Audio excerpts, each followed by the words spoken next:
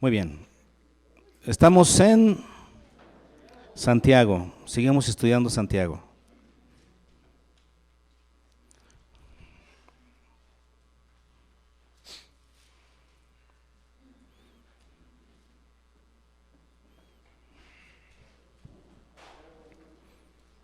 Y hoy vamos a estudiar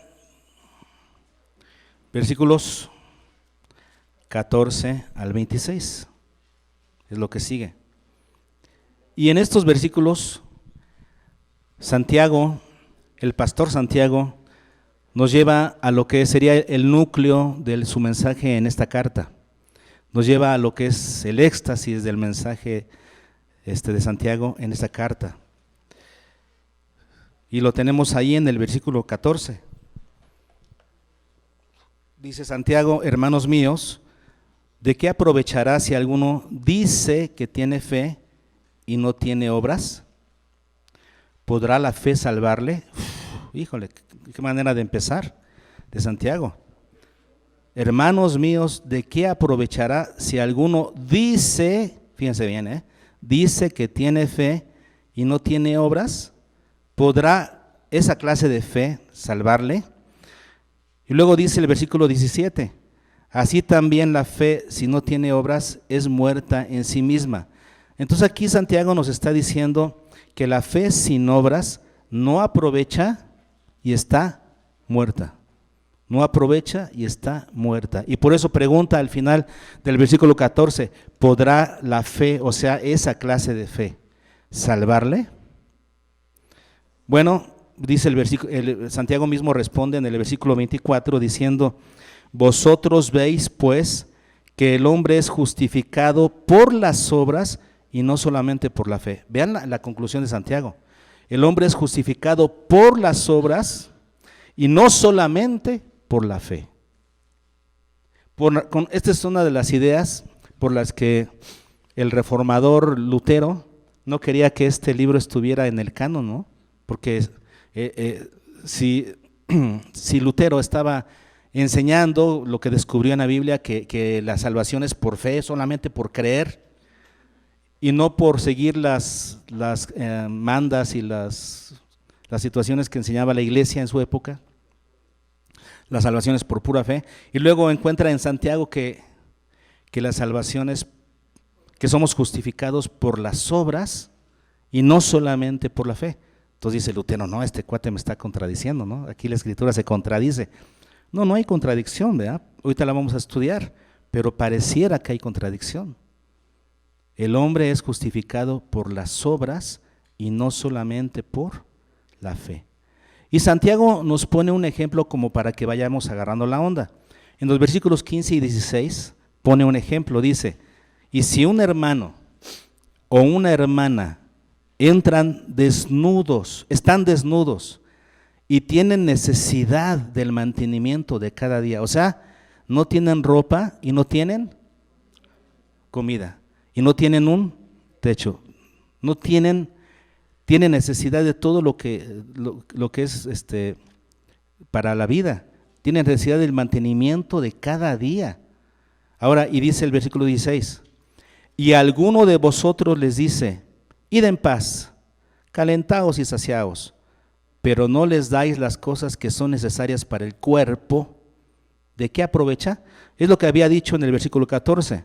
Si alguno tiene fe y no tiene obras, ¿de qué aprovecha? Y aquí toma como ejemplo esto, ¿no? Si alguno viene necesitado de todas las cosas y tú le dices, le deseas, que Dios te bendiga, que te vaya bien, que tengas paz, que tengas bendición, que tengas prosperidad, le dices, pero no le das nada, ¿de qué le aprovechó?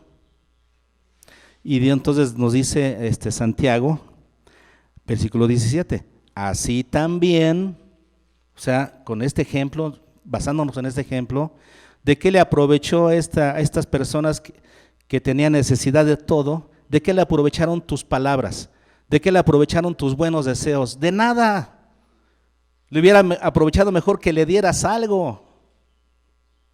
¿De qué aprovecha? Así también la fe sin obras, ¿qué? Está muerta, es muerta en sí misma. En sí misma esa fe está muerta. En sí misma está muerta, necesita algo que la reviva. ¿Se dan cuenta? Ok. Y luego Santiago nos pone dos ejemplos bíblicos para que sigamos entendiendo su manera de pensar, su razonamiento.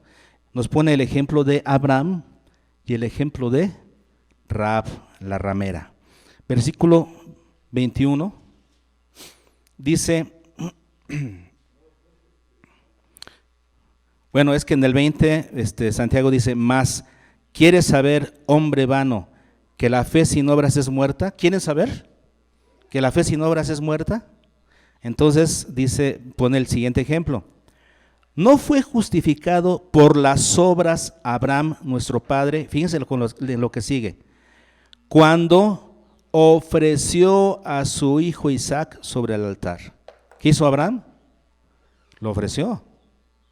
Porque él, ¿ustedes se recuerdan de eso en el capítulo 22 de Génesis? ¿Se acuerdan de eso? Dios le dijo a Abraham, ofréceme a tu único hijo, Isaac. Y entonces Abraham caminó por 3 días para llegar al lugar que Dios le había dicho. 3 días caminando. ¿Qué agonía? ¿Se dan cuenta de eso? La agonía de estar 3 días caminando con esa idea, ay, ¿sí será en serio? Señor, ¿no me vas a detener en algún momento? 3 días. Y entonces llega al lugar, le dice a su siervo, aquí quédate, vamos mi hijo y yo. Tomó el fuego, tomó la madera, tomó el cuchillo, acomodó las cosas, ató a su hijo, lo puso sobre la madera y tomó el cuchillo.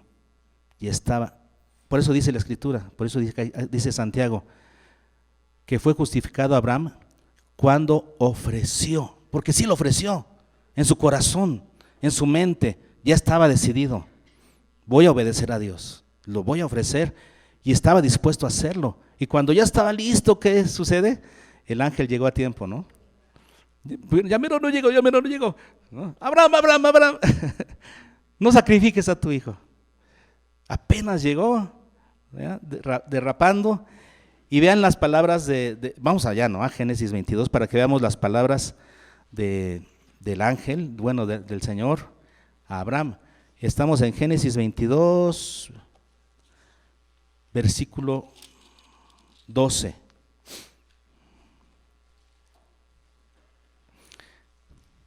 Génesis 22, 12 dice, y dijo, no extiendas tu mano sobre el muchacho, ni le hagas nada.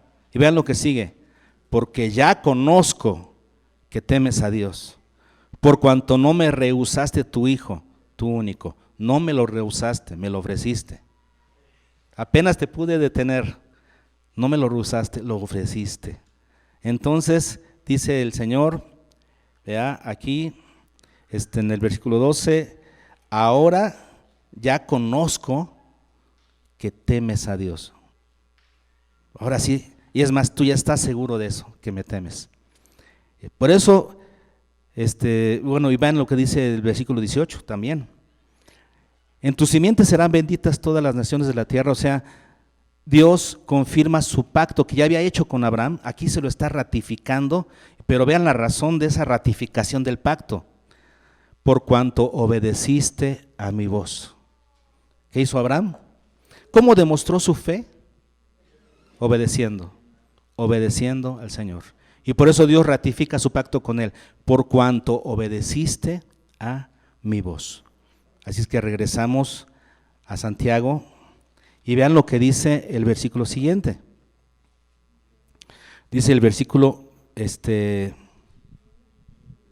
el versículo 20, vean lo que dice el versículo 23. Y se cumplió la escritura que dice, Abraham creyó a Dios, y yo añadiría, y lo demostró, porque Abraham demostró que realmente creía en Dios. ¿Sí? Abraham creyó a Dios y lo demostró a través de este hecho. Y entonces le fue contado por justicia.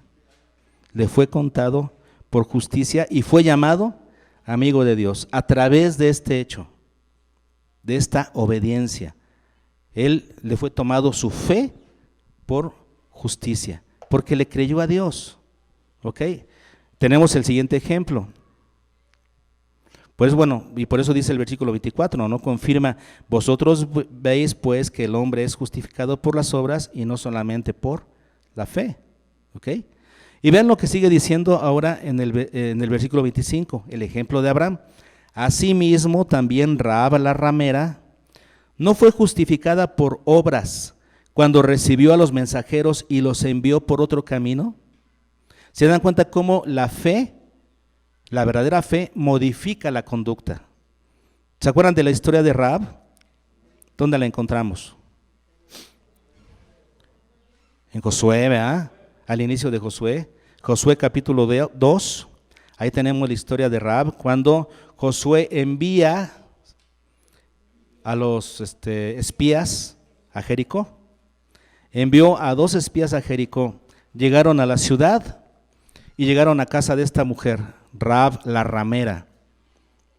Y entonces, pues vinieron a buscarlos, los soldados, y le dijeron, saca a esos hombres. Y ella dijo, ¿qué dijo? No, sí vinieron aquí a mí, vinieron a mí, pero ya se fueron. Córranle, a lo mejor los alcanzan. Y los mandó a buscarlos, así dice la Escritura. Vean lo que dice el versículo 6, 22, Josué 2, 6 dice, mas ella los había hecho subir al terrado y los había escondido entre los manojos de lino que tenía puestos en el terrado. ¿Qué hizo ella? Escondió a los hombres y a los soldados los envió aparte, los envió lejos. Justamente eso es lo que nos dice, nos recuerda Santiago que hizo ella. Dice el versículo 25, no fue justificada por obras cuando recibió a los mensajeros y los envió por otro camino. ¿Qué les dijo a ellos? Miren, váyanse al monte y dejen pasar 3 días y después ya se pueden ir a su campamento. Ella los protegió. ¿Por qué? Porque por la fe que tenía en que Dios iba a conquistar esa ciudad. Los israelitas iban a conquistar Jericó por la mano de Dios. Ella había escuchado de los prodigios que Dios había hecho con los israelitas, de cómo Dios les había abierto el mar rojo, de cómo venían conquistando a las ciudades, cómo había conquistado a los reyes amorreos que vivían del otro lado de Jordán. Y dijo, vamos a ser conquistados. Ellos tienen a Jehová de su lado, vamos a ser conquistados. Así es que yo me pongo del lado del ganador. Entonces, ¿qué hizo ella? Ayudó a los espías. Su fe modificó su conducta. Eso es verdadera fe. En otras palabras, si la fe no modifica tu conducta, entonces, ¿qué podemos decir? Que realmente no es fe. No es fe. Ahora, a propósito, dejé unos versículos ahí pendientes, como ustedes pudieron ver, porque son los que explican de manera muy certera este punto de vista de Santiago. Vamos al versículo 22. Ahí viene la explicación de cómo es que Santiago entiende esto de la fe y las obras.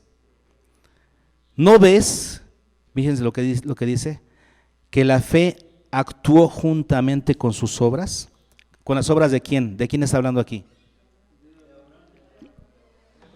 En ese caso de Abraham, ¿verdad? Porque después del caso de Abraham, Santiago escribe esto. Y dice el versículo 22, ¿no ves que la fe actuó juntamente con sus obras? Vamos a entender esto, ¿no? La fe actuó juntamente. O sea que van juntas. Y voy a comprobarlo, ¿no? Porque yo me puse, por supuesto, a estudiar estas palabras en los originales y miren lo que encontré. Es la palabra sunergei griega. Es una palabra compuesta. Sun, que significa juntamente con. Y energei, que significa trabajar. Energei significa trabajar. Y aquí dice, obraron juntamente. Y algo muy interesante. Esta palabra está conjugada en tiempo imperfecto. ¿Me permiten explicarles esto? Para los que les interese. Porque esto es la clave para entender justamente cómo actúan la fe y las obras. Está en tiempo imperfecto. Déjenme explicarles.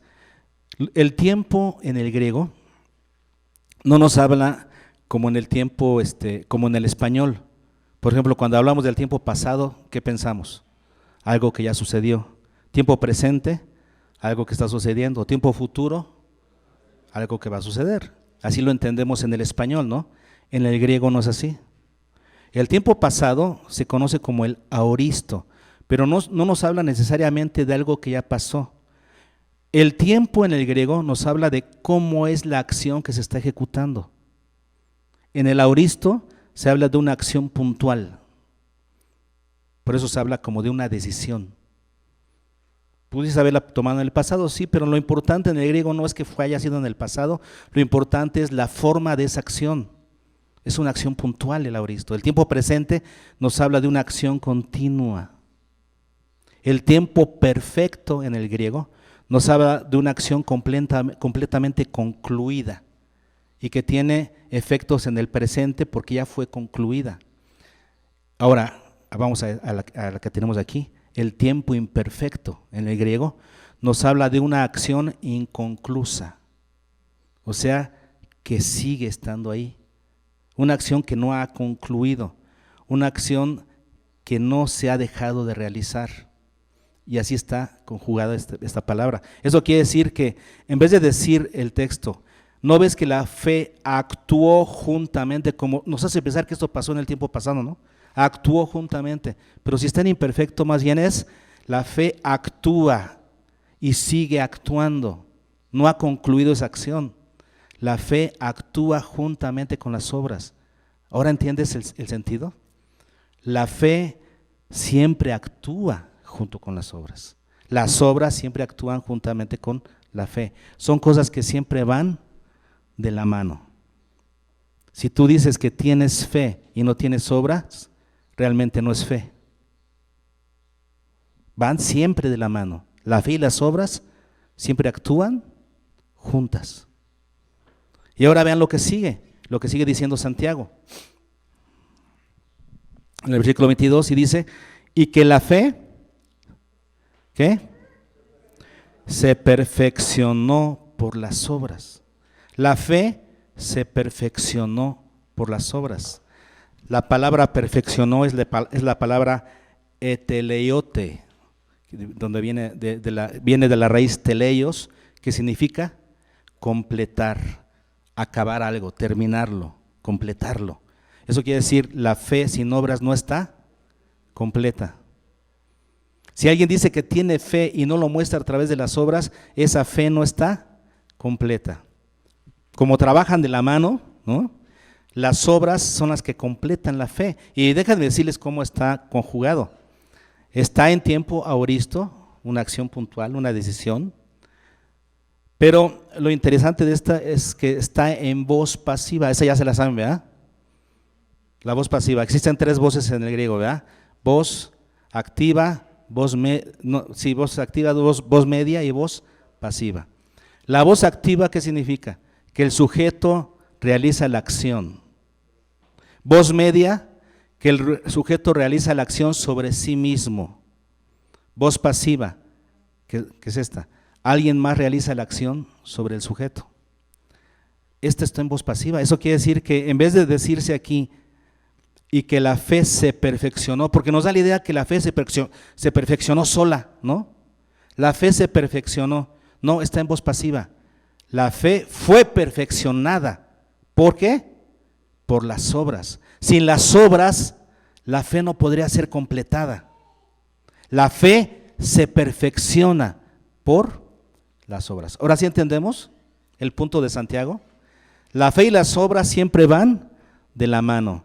Y las obras completan la fe. Lo que una vez inició como una fe en tu corazón, tiene que ser completada por obras que lo acompañen. Si no se muestran las obras, ¿qué significa? Que no hay fe, que no es cierto, no hay fe. Como dice el versículo 14, hermanos, ¿de qué aprovechará si alguno dice que tiene fe y no tiene obras? Hay muchos que dicen tener fe, pero si no lo demuestran con obras, ¿qué significa? Que no tienen fe. Eso no es fe.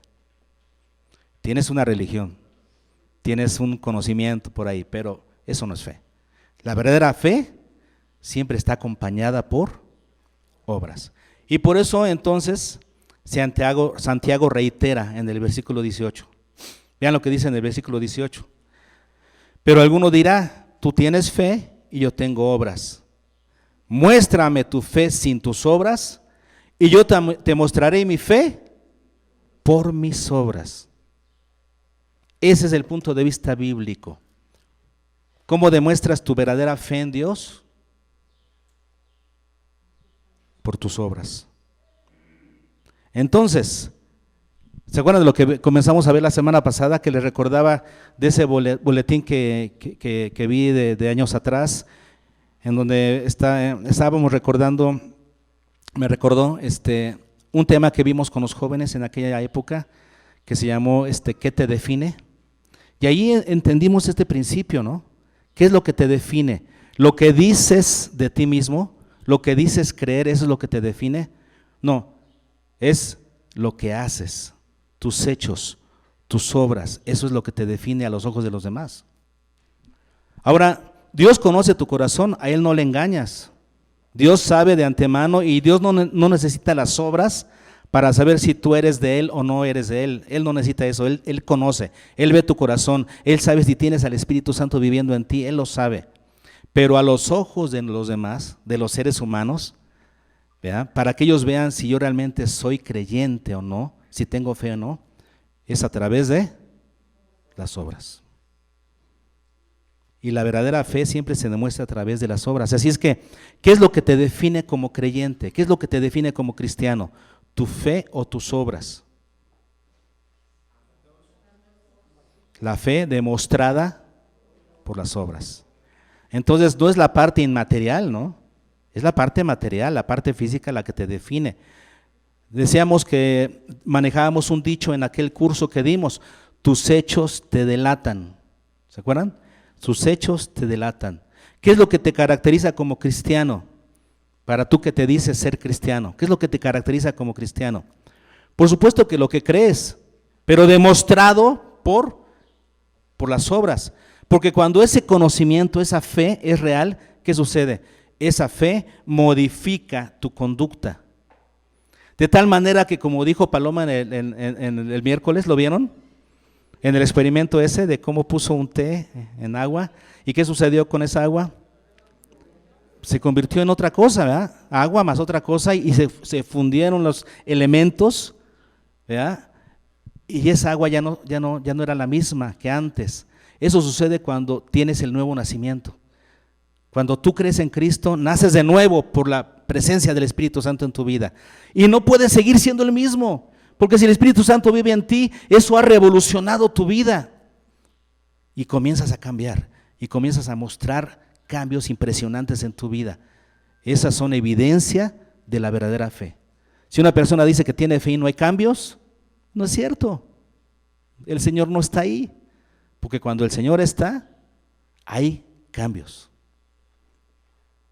Y entonces todo su ser se transforma. Por lo tanto, su conducta, sus preferencias, sus actividades, sus opiniones, sus opciones, sus motivaciones, sus compañías, sus metas en la vida, todo se revoluciona por la presencia del Señor. Teníamos un dicho en aquel curso que decía, si dejas de hacerlo, dejas de serlo. ¿Se acuerdan? ¿Quiénes se acuerdan de eso? Los que lo vieron. Decía, si dejas de hacerlo, entonces dejas de serlo. ¿Cuál era la idea que se manejaba? Bueno, una persona que es algo lo demuestra como haciéndolo. Por ejemplo, si alguien dice, bueno, si yo dijera, yo soy deportista, hermanos, ¿me creerían? No, por supuesto que no. Yo no soy deportista. Se ve a leguas que no soy deportista, ¿no? Si alguien dice, yo soy músico, y no estudia todos los días, y no desarrolla su instrumento, ¿qué dices? No, este no es músico. Entonces, tus hechos te delatan. Tus hechos delatan si eres o no. Y luego decía el dicho, si dejas de hacerlo, dejas de serlo. A lo mejor yo era un buen músico atrás, pero dejé de estudiar. Ya pasaron meses, ya no agarro mi instrumento, ¿y qué sucede? mis manos comienzan a atrofiarse, perdí sensibilidad, ya no es lo mismo, ya me canso cuando agarro el instrumento, ¿no? Cuando dicen los muchachos, me dicen, ay, es que me canso de agarrar la guitarra, eso quiere decir que no la agarras. Ya me demostraste, tengo unos alumnos los de música los lunes, unos jovencitos, y cuando me dicen, ay, es que estoy cansado, y le hacen así, ya, no has estudiado. Sí, porque cuando no agarras el instrumento, te cansas, se atrofian. Entonces, a lo mejor eras un buen músico, pero dejaste de estudiar, ahora ya no lo eres tanto. Si dejas de hacerlo, entonces dejas de serlo. ¿Cuántos cristianos dicen, no, es que yo antes predicaba el evangelio, ¿y ahora qué? ¿Ya no? Entonces, ¿qué sucedió? Dejaste de hacerlo, dejas de serlo. ¿Qué es lo que hace un cristiano? Y fíjense, no estoy diciendo qué es lo que hace alguien para convertirse en un cristiano, no, porque eso sería hipocresía, eso sería colgarle frutos a un árbol que no da frutos. No estoy diciendo qué es lo que debes hacer para convertirte en un cristiano, no, estoy diciendo qué es lo que alguien que verdaderamente es cristiano hace, porque es impelido por el Espíritu Santo y por la palabra. Bueno, ahí tenemos los 5 propósitos. Eso quiere decir, ¿qué es lo que hace un cristiano? En primer lugar, en su mente es convencido por el evangelio. En su mente y corazón es convencido por el evangelio. Así se cumple la meta del evangelismo. Podríamos decir que esa persona ahora es un creyente. Una persona que ha creído el evangelio, ¿en qué se convierte? En un verdadero creyente. Le cree realmente a Dios. Hay una historia, ¿no? Ustedes seguramente la han escuchado, de una historia que dicen que es real, de aquel que cruzó de un edificio a otro en un ¿cómo se llama?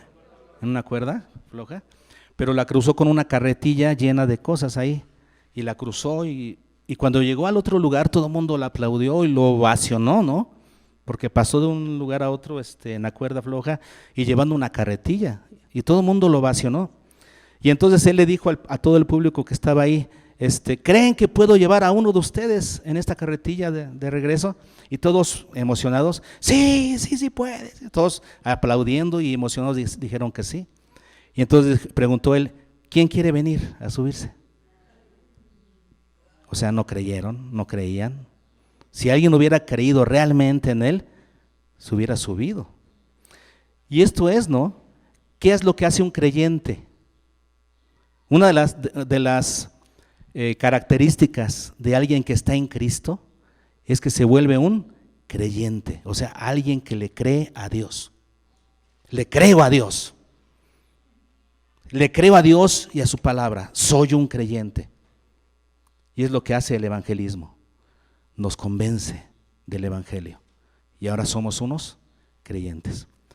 ¿Qué es lo que hace un cristiano? ¿Qué otra cosa hace un cristiano? Un cristiano en lo íntimo, ¿verdad?, busca a Dios. Un creyente en lo íntimo tiene comunión con Dios. Se encierra en su cuarto y cerrada su puerta, busca a su Padre que está en lo secreto. Porque sabe que su Padre en lo secreto, ¿verdad?, después lo recompensará en público. Un verdadero creyente en lo íntimo busca a Dios. Y se caracteriza por ser alguien devoto, alguien que es devoto a Dios. Y no tiene que gritarlo, porque lo hace en secreto. Y siempre que hablo de esto, me recuerdo de... Perdón, dejen tomar agua, porque si no... Me recuerdo de pocas semanas antes de que el Señor se llevara a Abdías, de que Abdías falleciera. Lo encontrábamos él y yo en momentos diferentes, en la madrugada, con la Biblia abierta, en su cama, arrodillado. Y nosotros descubrimos una faceta de Abdías que no conocíamos al verlo ahí, porque él no nos decía, no, esto no se publica, esto no se dice, es lo que haces en lo íntimo. y descubrimos que él amaba a Dios. Descubrimos que él era devoto a Dios. Porque eso es lo que alguien que ama a Dios es lo que hace en lo íntimo. Practica su vida devocional. No por fuerza, no por obligación, no, es porque lo quiere hacer. Y luego de eso lo demuestran sus canciones, ¿no? Donde siempre habla de vivir entregado, apasionado por Dios. Y cuando él escribía esas canciones, yo sí se la creía. Yo sí se la creía. ¿Por qué? Porque lo vi. Así es que, perdón, sí, gracias. Así es que, ¿qué es lo que hace alguien que está comprometido con Dios? ¿Qué es lo que hace en lo íntimo? Tiene devoción. Y eso lo caracteriza como alguien que ama a Dios. Seguimos. ¿Qué es lo que hace un cristiano en lo relacional? Comenzando por la iglesia. Ve a la iglesia como sus hermanos. Estos son tus hermanos. Mira, voltea. A tu la derecha, a tu izquierda, atrás. Voltea. Son tus hermanos. Un verdadero creyente ve a esta gente como su familia. Los considera su familia cristiana. Y entonces comienza a bendecir a sus hermanos. Porque sabe que primero tiene que ayudar a los de la familia de la fe y luego afuera. ¿No enseña eso la palabra? Primero a la familia de la fe. Así es que un verdadero cristiano, ¿qué es lo que hace? Ama a la iglesia, los ve como sus hermanos. Y eso lo caracteriza como un buen miembro de la iglesia. Alguien que está comprometido con la iglesia. Alguien que siempre viene, que apoya, que da para beneficio de todos, para edificación de todos. Sabe que es parte del cuerpo de Cristo y que si hace o deja de hacer, eso va a afectar positivamente o negativamente a sus hermanos. Sabe que es parte del cuerpo de Cristo, que no está solo. Aquel que se dice un cristiano y hace las cosas solo y no piensa en los demás, no es un verdadero cristiano. El verdadero cristiano sabe que es parte del cuerpo de Cristo, es parte del edificio, es parte de la pared, es uno de los ladrillos de la pared, y si se debilita va a afectar a la pared entera, pero si es un ladrillo fuerte va a beneficiar la fortaleza de la pared. Esa es la característica de un miembro. Se sabe parte de algo más grande. Eso es lo que hace un verdadero creyente, es parte de la iglesia. Aquel que no asiste a ninguna iglesia y no se compromete con ninguna iglesia, no es un cristiano. No es. Porque los verdaderamente cristianos, que son verdaderos cristianos, tienen compromiso con la iglesia de Cristo. ¿Qué es lo que hace un cristiano en lo conductual, en su conducta? Se parece a Cristo. Cada día más se parece a Cristo. Y es conocido como alguien santo.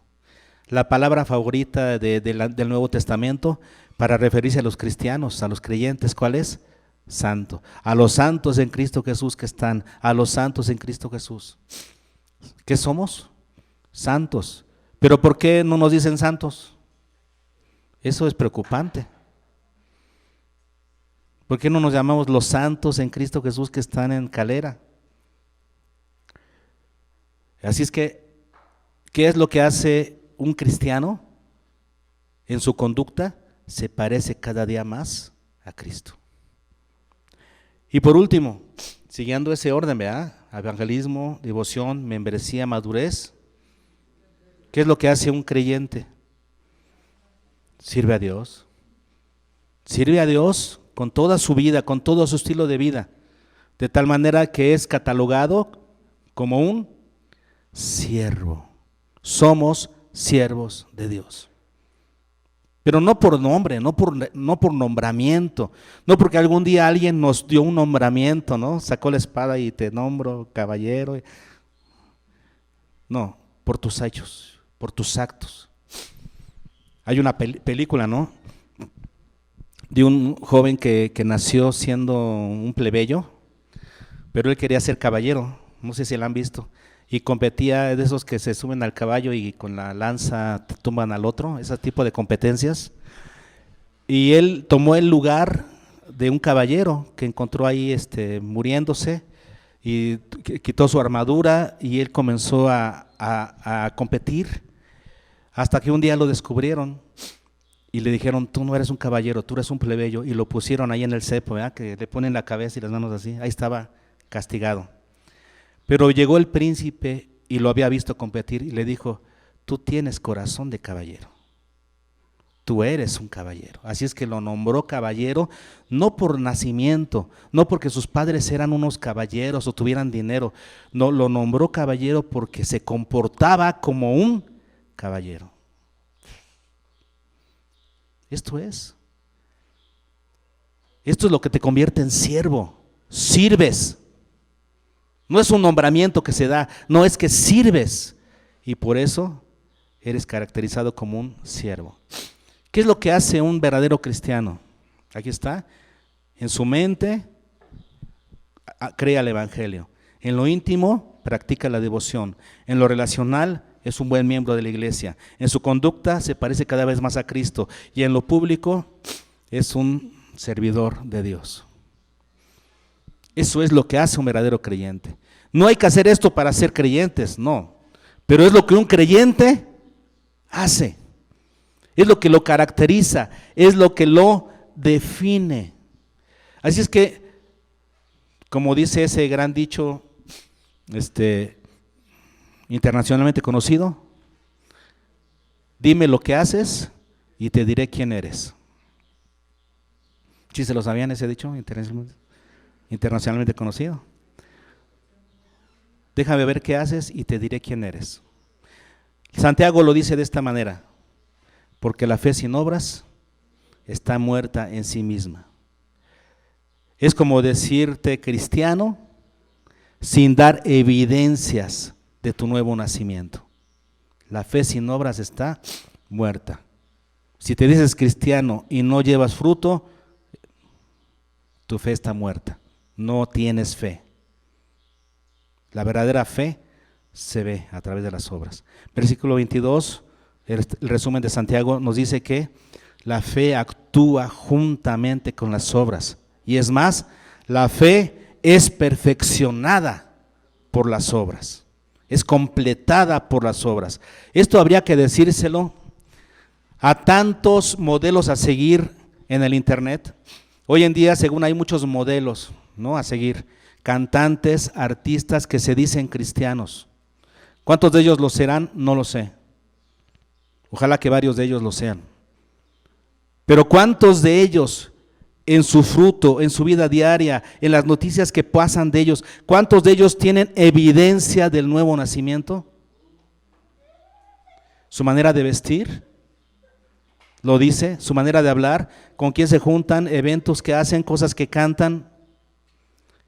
Así es que muchos se dicen, y es que se dicen: no, yo ya tengo una relación con Dios, amo a Dios, dicen, pero no tienen evidencia. No los sigas, por favor.